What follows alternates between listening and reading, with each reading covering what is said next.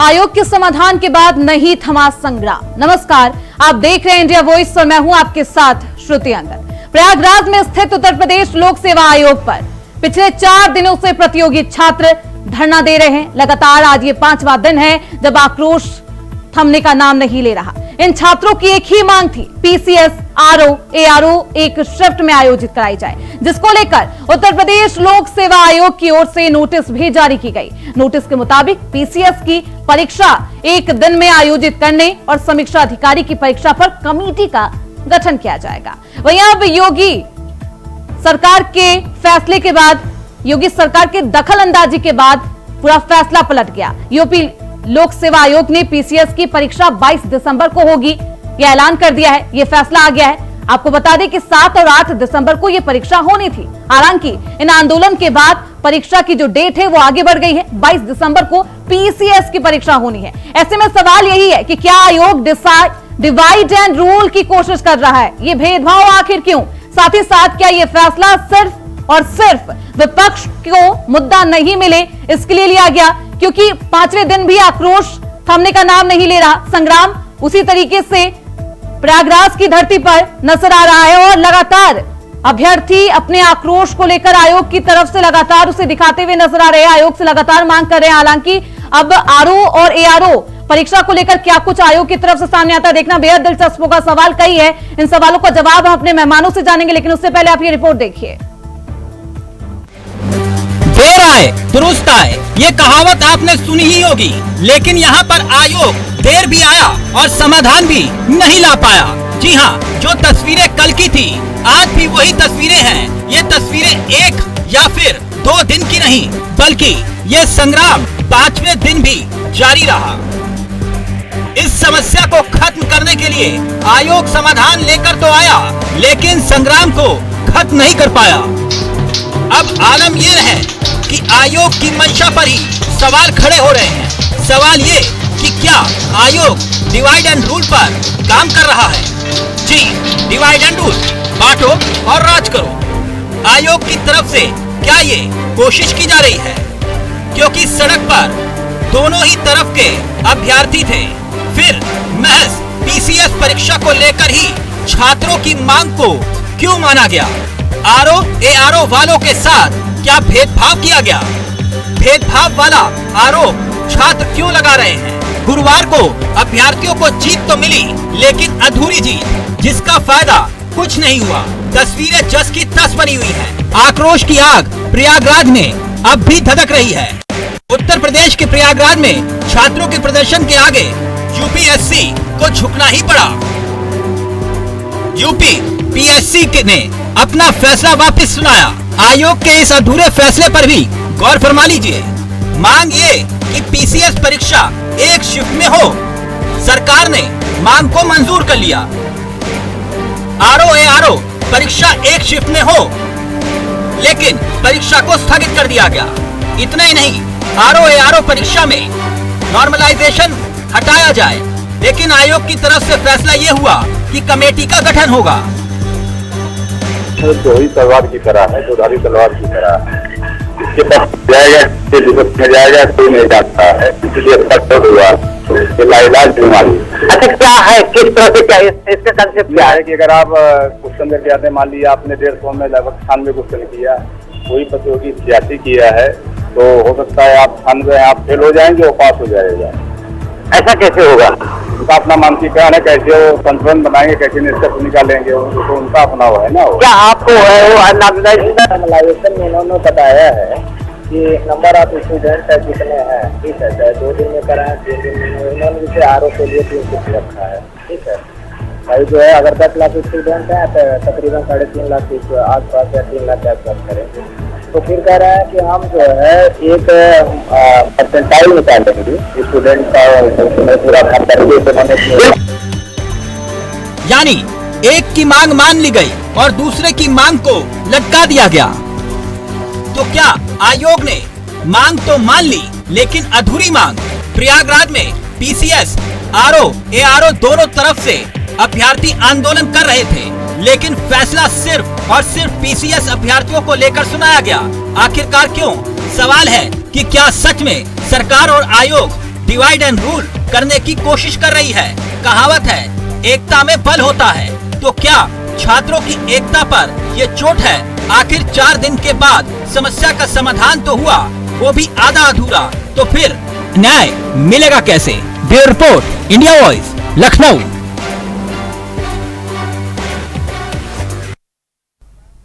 तो प्रयागराज में आधी जीत हुई है छात्रों की और आधी अभी मांग अभी भी अधूरी ही नजर आ रही है। इस पूरे मामले पर अभी भी सियासत तेज है। दूसरी तरफ आक्रोश छात्रों का थमने का नाम नहीं ले रहा। अपने खास मेहमानों से आपका परिचय करवा देते हैं। हमारे साथ चंद्रभूषण सिंह जी नेता है बीजेपी के मौजूद है, राज शर्मा जी हैं प्रवक्ता है कांग्रेस के, पूजा मिश्रा है प्रवक्ता है समाजवादी पार्टी के, हमारे साथ शोएब रिजवी हमारे संवाददाता भी मौजूद है। सबसे पहले शोएब रिजवी जी, मैं आपके पास ही आना चाहूंगी। शोएब, क्या कुछ अभी माहौल है, क्योंकि कल जो फैसला आया उससे बिल्कुल भी संतुष्ट अभ्यर्थी नजर नहीं आ रहे? देखिए, बिल्कुल निश्चित तौर पर इस वक्त अगर आप हालात की बात करें, 4 दिनों से जो आंदोलन चल रहा था, 5वें दिन जरूर कमजोर हुआ है। कहीं ना कहीं आक्रोश जरूर है उन अभ्यर्थियों में जो आरओ की डिमांड कर रहे हैं। हमारे साथ कुछ छात्र, क्या आपको लगता है कि कहीं कुछ आपके साथ इंसाफ नहीं हुआ? बिल्कुल इंसाफ नहीं हुआ। इंसाफ, अगर किसी को आप 1 गिलास पानी भूख है, प्यास है, तो आप उसको अगर आधा गिलास पानी देंगे तो बिल्कुल कहाँ न्याय होता है। और न्याय ऐसे नहीं हुआ क्योंकि नॉर्मलाइजेशन की बात है। दोनों विज्ञप्ति पहले आई थी, पीसीएस की साथ में आई थी, उसके साथ आरओ की विज्ञप्ति आई थी।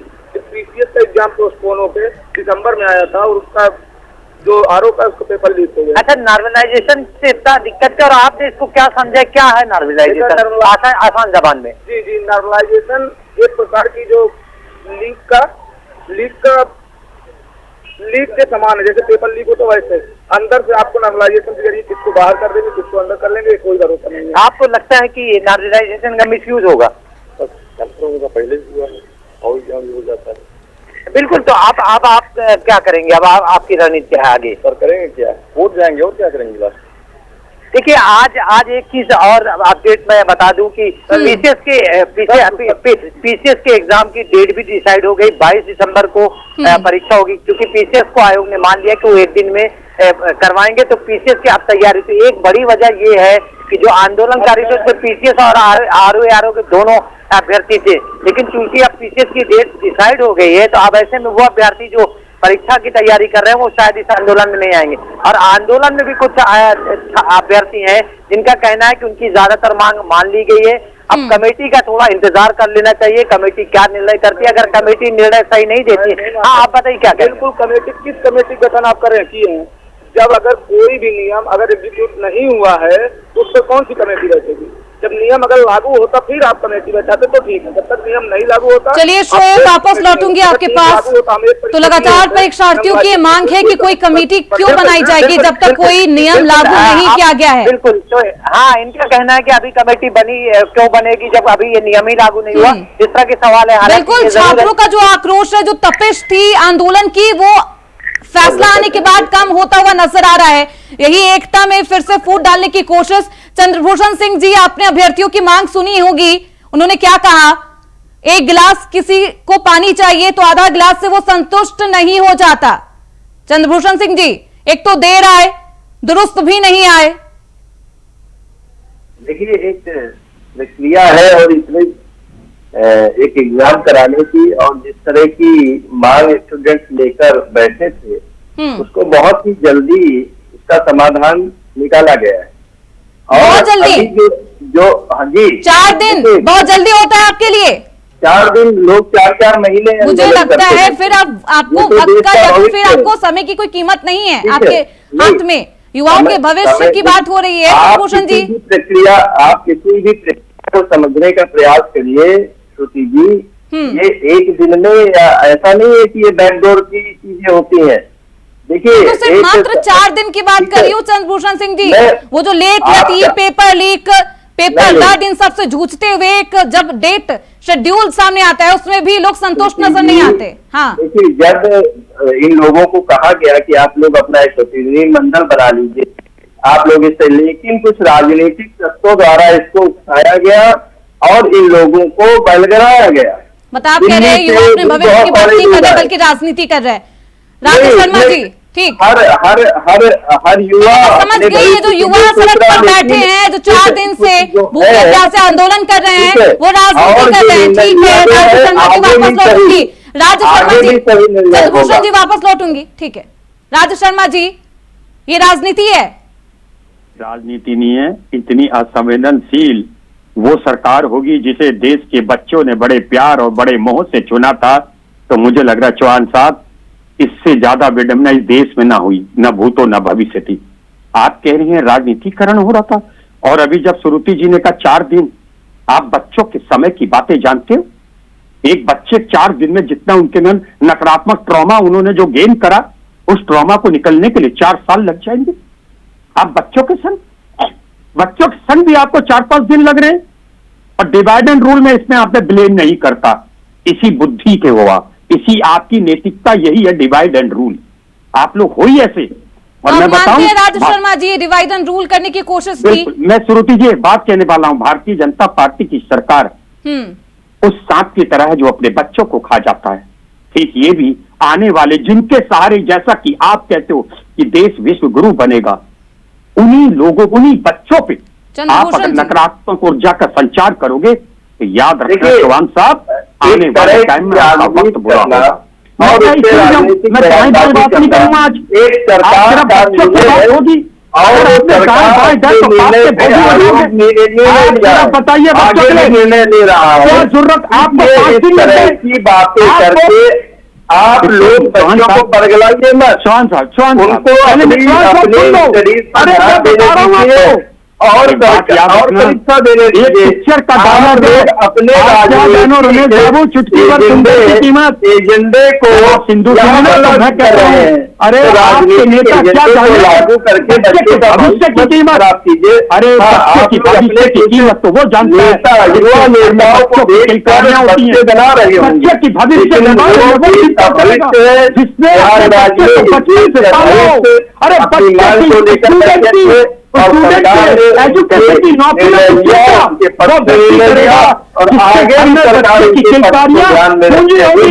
आप क्या करोगे? आप क्या जानो एक बच्चे के भविष्य की कीमत क्या होगी? कभी गोदी में तो खिलाया हो आपके नेता ने? अरे खिलाया होता ना चौहान साहब तो मेरे जैसे दुखी होते। मैं बच्चे का दर्द समझता हूं, आप लोग नहीं समझोगे।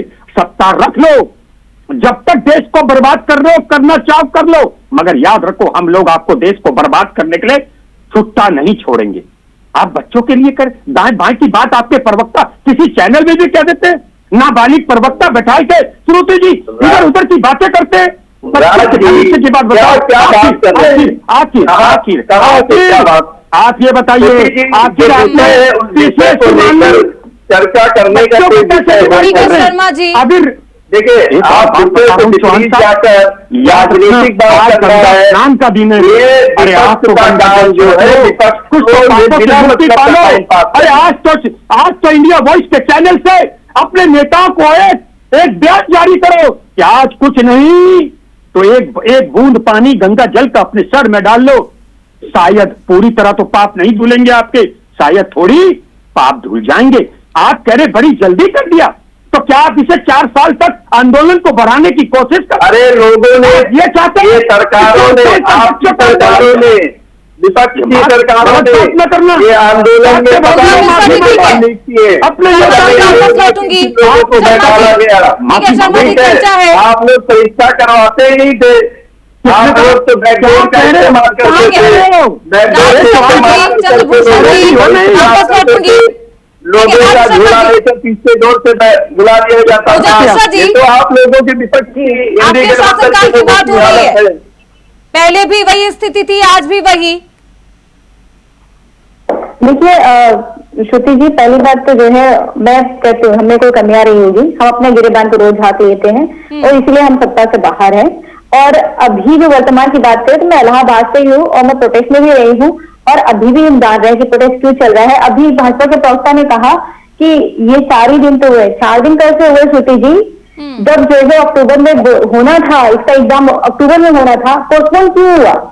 पोस्टपोन इसलिए हुआ क्योंकि छात्रों ने प्रोटेस्ट किया, लेकिन फिर इन्होंने छात्रों को मजबूर किया कि आप जब तक बाहर सड़क पे नहीं आएंगे हम नहीं मानेंगे। 4 दिन तक वो करते रहे, आज 5वां दिन चल रहा है। इन्होंने महिलाओं को घसीटा, कपड़े फाड़ दिए। इनके पास महिलाओं को पकड़ने के लिए महिला पुलिस नहीं रही और ये कह रहे हैं कि राजनीति से प्रेरित है।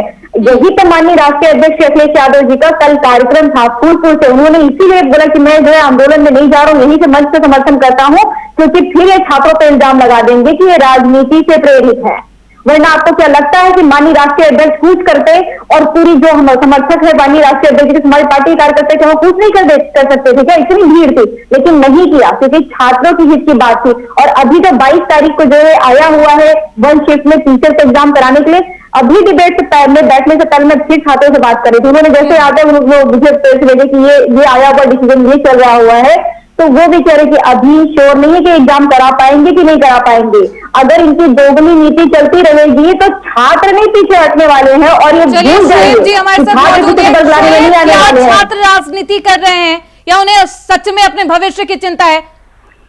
छात्रों से पूछ लीजिए। क्या छात्र राजनीति कर रहे हैं? क्या उनको भविष्य की चिंता नहीं है? छात्र पैसे की राजनीति नहीं कर रहे हैं, ना उनके किसी राजनीतिक दल से संबंध है।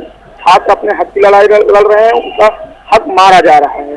क्या जब छात्र चाह रहे हैं कि इतने एकजुट तक छात्र आ रहे हैं तो इनकी आवाज़ें नहीं सुननी चाहिए? इनकी आवाज़ें अगर आप नहीं सुनेंगे कल यही आपकी आवाज़ दबाने का काम करेंगे।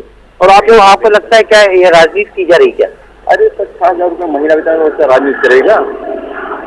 बताइए यार, सब फर्जी बात है।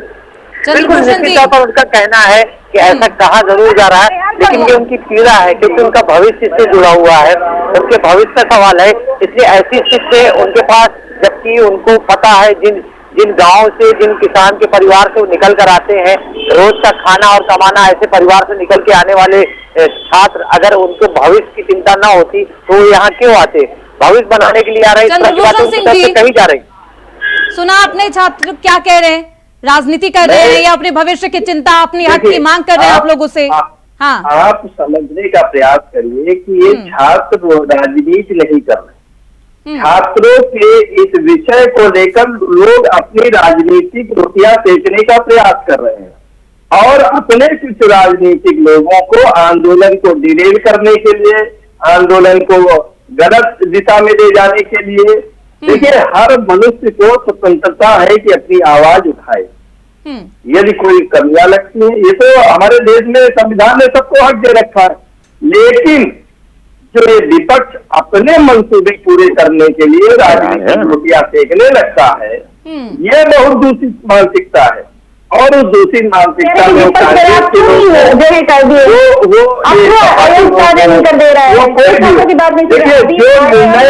दिया गया है और आगे कमेटी गठित करके आगे निर्णय लेना है और छात्रों को अपने एग्जाम की तैयारी के लिए अपने समय का उपयोग करना चाहिए। आधा अधूरा फैसला किया गया है चंद्रभूषण जी। ये बताइए कि देखिए, दोनों एग्जाम अलग अलग परीक्षार्थियों की संख्या आप जानते होंगे पीसीएस से ज्यादा होती है, तो फैसला किसके पक्ष में सुनाया जाना चाहिए था?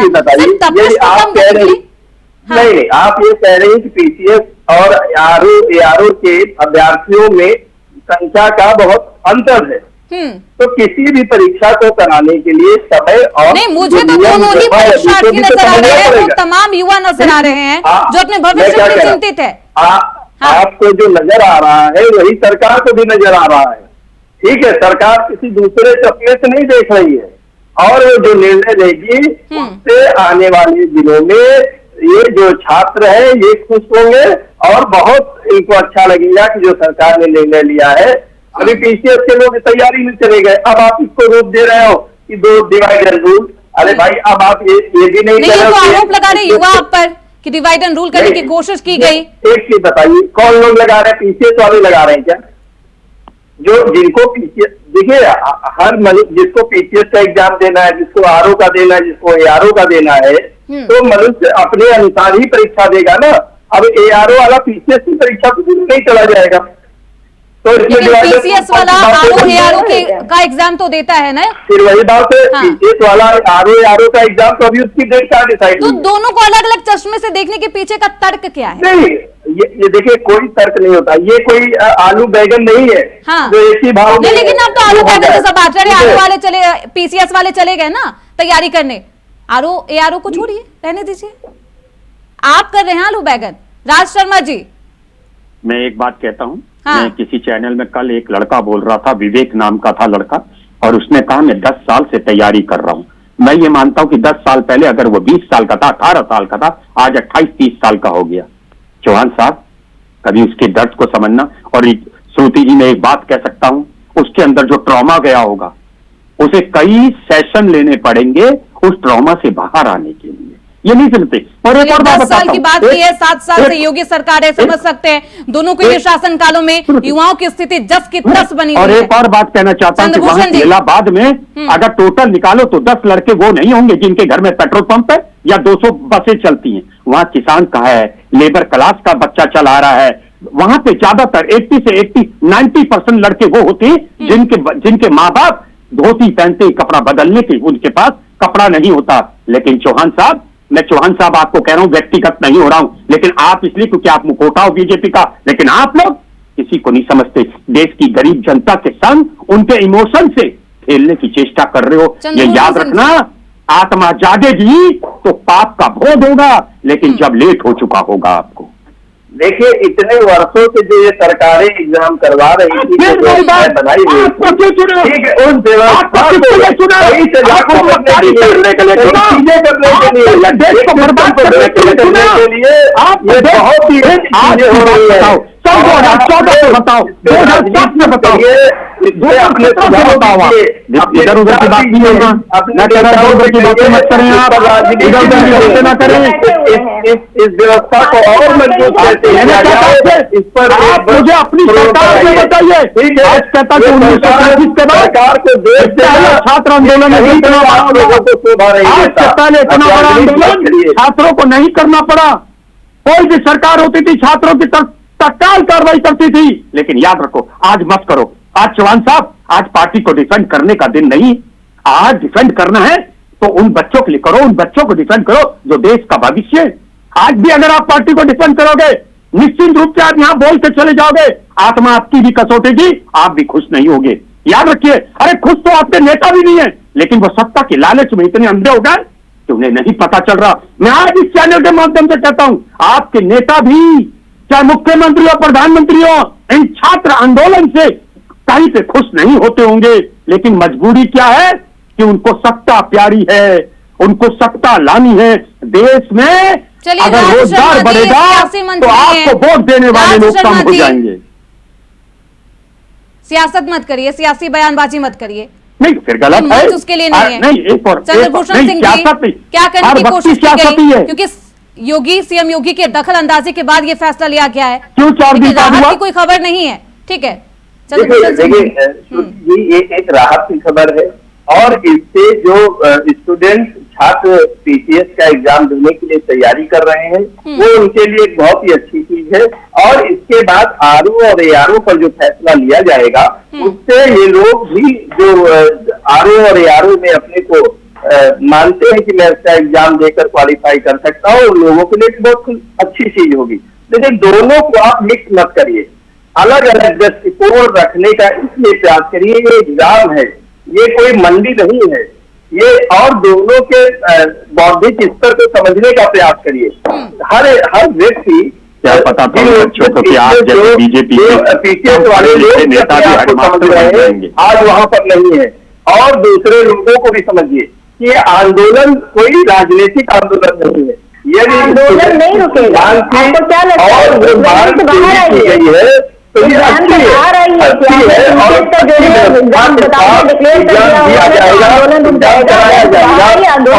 खुश रहेंगे। राजनीतिक दृष्टिकोण का सवाल नहीं है,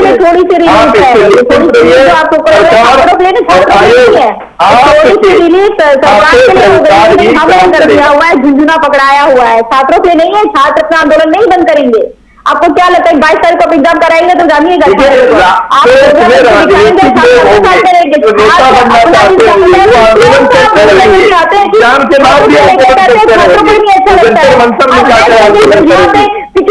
पिछली सरकार की भाई आपकी सरकार है, स्टूडेंट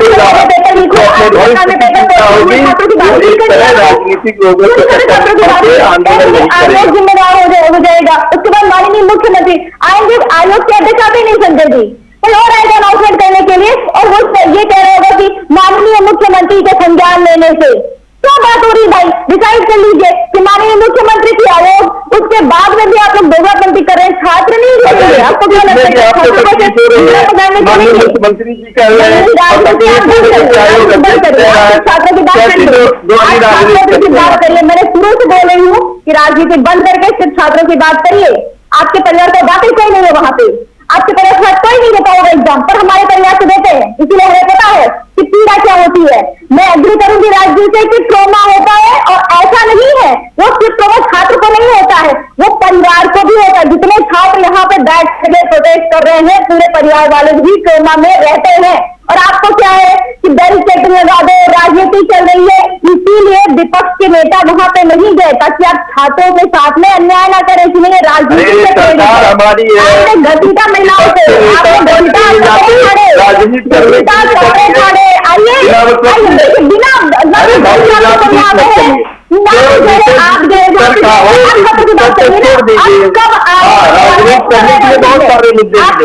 बात करिए। आपने पैसे ले रखे हुए ना, आपने पैसे ले रखे हुए, पेपर लीक हुआ था, अब आपको लग रहा है पैसे आपको वापस करने पड़ेंगे। आपने जो पैसे लिए थे आरोप के लिए, आपको लग रहा है पैसे वापस करने पड़ेंगे, तो पैसे भी करके गए, ये धांधली को छिपाया आप करते रहे भाई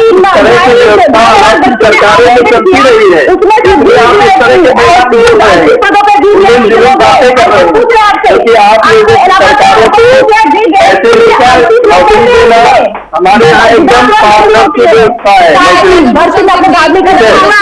बात नहीं करना चाहिए ना। ठीक, सियासत करने की जरूरत नहीं है, भविष्य की बात है, बच्चों के भविष्य की बात है, ये देश के भविष्य हैं। शोएब जी, क्योंकि आप वहां मौजूद हैं, एआरओ और आरओ के परीक्षार्थी सिर्फ आंदोलन कर रहे हैं अभी, या फिर पीसीएस के परीक्षार्थी भी वहां मौजूद है? दरअसल एक बड़ी वजह ये भी है कि आज अवकाश का दिन है। आयोग से 3 दिनों तक अब अवकाश रहेगा, आज और कल और संडे तक। तो उसकी वजह से भी कहीं ना कहीं अभ्यर्थियों को ये लगने लगा है कि अभी उनकी कौन बात सुनेगा, इसलिए अभ्यर्थियों की संख्या निश्चित तौर पर काफी कम हो गई है। ये भी फैक्ट है कि पीसीएस का जिस तरह से फेवर में बात आई है, पीसीएस के तारीख भी घोषित कर दी आयोग ने, आज की तारीख में तारीख भी 22 दिसंबर को परीक्षा होनी है। तो आप पीसीएस के वो अभ्यर्थी जो परीक्षा देने वाले हैं, वो कहीं ना कहीं अपना ध्यान जो है पढ़ाई की तरफ केंद्रित करेंगे।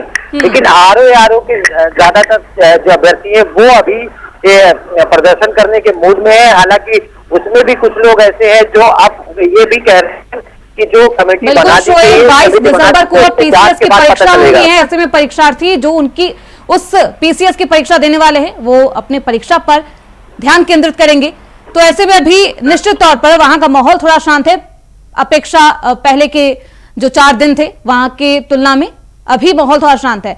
बहुत शुक्रिया, क्योंकि समय का अभाव है, पूरा पक्ष नहीं सुन पाऊंगी। चंद्रभूषण सिंह जी, राज शर्मा जी, पूजा मिश्रा जी, बहुत शुक्रिया चर्चा में बने रहने के लिए, अपना वक्त देने के लिए। तो ऐसे में आधा अधूरा जो मांग है वो पूरी कर ली गई है। अब देखना होगा एआरओ के लिए आयोग क्या कुछ निर्णय लेता है, क्या कुछ डिसाइड करता है, कमेटी का गठन कब तक होता है और एग्जाम कब तक लिया जाता है। फिलहाल के लिए इस चर्चा में बस इतना ही। देखते रहिए एनटीआर वॉइस।